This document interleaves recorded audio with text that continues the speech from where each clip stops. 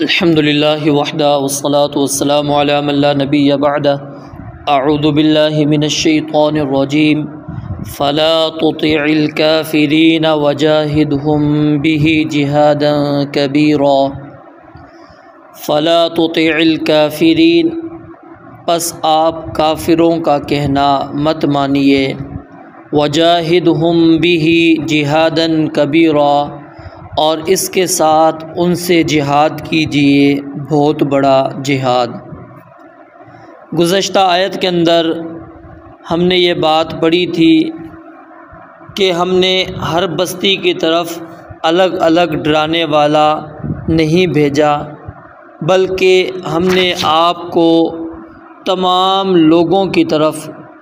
ڈرانے والا بنا کر بھیج دیا۔ اگر ہم چاہتے تو لبعثنا فی کل قریۃ نذیرا، ہم ہر بستی کے اندر اس طرح کر سکتے تھے، ڈرانے والے کو بنا کر بھیج سکتے تھے۔ تو اس لیے جب آپ کو ہم نے تمام جہان والوں کے لیے ڈرانے والا بنا کر بھیجا ہے تو کفار کا آپ کہنا مت مانیے، چاہے وہ آپ سے معجزوں کا مطالبہ کریں، یا آپ پر طعن و تشنیع کریں، یا آپ کا ٹھٹھا مذاق اڑائیں، یا آپ کی دعوت کسی بھی انداز سے روکنے کی کوشش کریں، یا مداہنت کی پیشکش کریں، تو آپ نے ان کی کسی بھی بات کو نہیں ماننا۔ وجاہدہم بہ جہادا کبیرا، جاہد یجاہد، اس کا معنی ہوتا ہے کسی کے مقابلے میں اپنی پوری کوشش صرف کر دینا۔ اس آیت کے اندر ایک لفظ ہے بہ۔ اب بہ اس کا مرجع کیا ہے، اس سے مراد کیا ہے؟ اس کا مرجع یا تو قرآن کریم ہے، جس کا تذکرہ پچھلی آیتوں کے اندر ہوا، وَلَقَدْ صَرَّفْنَاهُ بَيْنَهُمْ لِيَذَّكَّرُوا فَأَبَى أَكْثَرُ النَّاسِ إِلَّا كُفُورًا۔ اور اسی طرح جب سورت کا آغاز تھا اس کے اندر بھی اللہ رب العالمین نے یہی بات بیان فرمائی، تبارک الذی نزل الفرقان علی عبدہ، یعنی ہم نے ہر بستی میں ایک ڈرانے والا اگر بھیج دیتے تو اس کا فائدہ کیا ہونا تھا؟ آپ کی ذمہ داری کم ہو جاتی، آپ کا بوجھ کم ہو جاتا۔ لیکن کیونکہ اب آپ کو اللہ تعالیٰ نے تمام لوگوں تک پیغام پہنچانے کی ذمہ داری ڈالی ہے آپ کے اوپر، تو آپ کا بوجھ بھی بہت زیادہ ہو گیا ہے، تو اس لیے آپ نے قرآن کریم کو لے کر جہاد کبیر کرنا ہے۔ اب جہاد کبیر سے کیا مراد ہے؟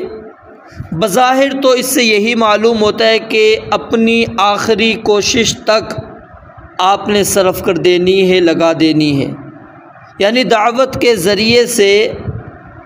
اور اسی طرح جب قتال کی ضرورت پڑے تو قتال کے ذریعے سے آپ اپنی پوری قوت صرف کر دیں۔ رازی رحمہ اللہ لکھتے ہیں کہ بعض مفسرین نے جہاد سے مراد اللہ تعالیٰ کا پیغام پہنچانے اور دعوت میں پوری کوشش کرنا مراد لیا ہے، اور بعض نے لڑائی کے ساتھ جہاد مراد لیا ہے، اور کہتے ہیں کہ بعض نے دعوت اور جہاد دونوں ایک ساتھ مراد لیے ہیں۔ لیکن جس کو راجح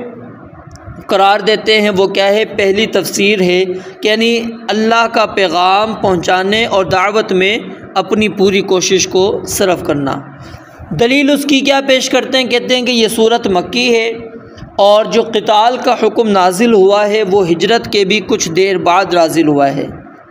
لیکن جب ہم دیکھتے ہیں تو ہمیں یہ بات حقیقت کے قریب نظر نہیں آتی، بلکہ حقیقت کے زیادہ قریب بات یہ نظر آتی ہے کہ یہاں پر دعوت اور قتال دونوں ہی مراد ہو سکتے ہیں، کیونکہ لفظ جہاد کا تقاضا بھی یہی ہے اور لفظ کبیر کا تقاضا بھی رہی ہے۔ اور جہاں تک تعلق ہے کہ یہ صورت مکی ہے تو مکی صورتوں کے اندر بھی قتال کا تذکرہ موجود ہے، اگرچہ اللہ رب العالمین کی حکمت یہی تھی کہ آپ نے ہجرت سے پہلے قتال کی اجازت نہیں دی۔ سورہ مزمل مکی صورت ہے، لیکن اس کے اندر آپ دیکھیں گے وآخرون یقاتلون فی سبیل اللہ فاقرؤوا ما تیسر منہ، یعنی قتال کا تذکرہ وہاں پر آپ کو مل رہا ہے۔ اور اسی طرح سیدنا عبداللہ بن عمر رضی اللہ تعالیٰ عنہ سے عروہ بن زبیر رضی اللہ تعالیٰ عنہ نے پوچھا، قریش نے رسول اللہ صلی اللہ علیہ وآلہ وسلم کو سب سے زیادہ جو ایذا دی ہے وہ کیا تھی؟ تو انہوں نے 2 دنوں کا تذکرہ فرمایا، جن میں سے ایک دن وہ تھا جس دن عقبہ نے آپ علیہ السلام کی گردن میں چادر ڈال کر آپ کے گلے گھونٹنے کی کوشش کی، اور سیدنا ابو بکر صدیق رضی اللہ تعالیٰ عنہ نے اسے دھکا دے کر آپ علیہ السلام کو چھڑایا۔ اور ایک دن اس سے پہلے کا ہے کہ جب آپ علیہ السلام طواف کر رہے تھے اور کفار قریش کے پاس سے جب آپ گزرتے تو وہ کوئی نہ کوئی آپ کے لیے تکلیف دہ بات بیان کرتے، آپ کو ایسی نہ کوئی بات کہتے جس سے آپ کو تکلیف ہوتی۔ 3 چکروں کے اندر تو ایسا ہی ہوا، تو پھر آپ علیہ السلام نے فرمایا، تسمعون یا معشر قریش، کیا قریش کی جماعت تو کیا تم یہ بات سنتے ہو؟ اما والذی نفس محمد بیدہ لقد جئتکم بالذبح،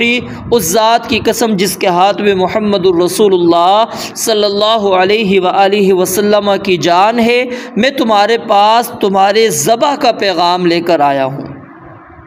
تو یہاں پر ذبح کا جو حکم ہے، جس کو نبی علیہ السلام لے کر مبعوث ہوئے تھے، اور جب اس کے اوپر عمل کا وقت آیا تو آپ علیہ السلام نے اس پر عمل کر کے بھی دکھایا۔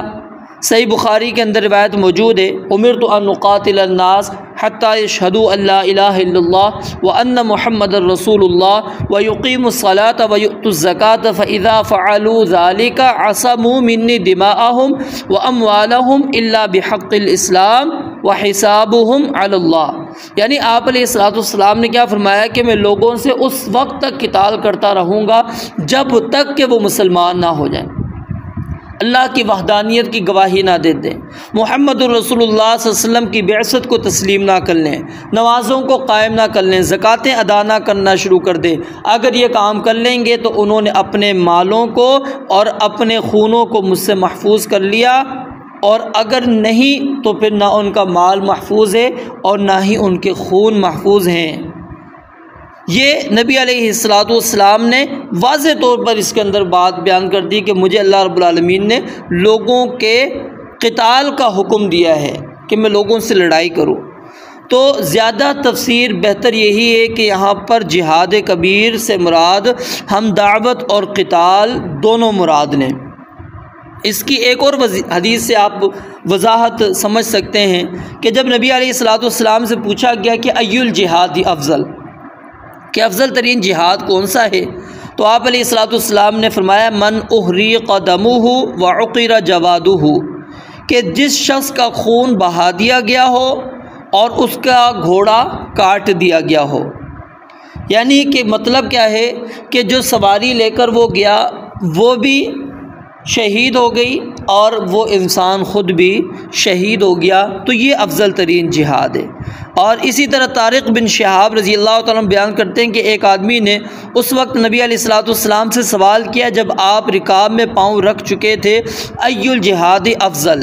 تو آپ علیہ السلام نے کیا فرمایا، کلمۃ حق عند سلطان جائر،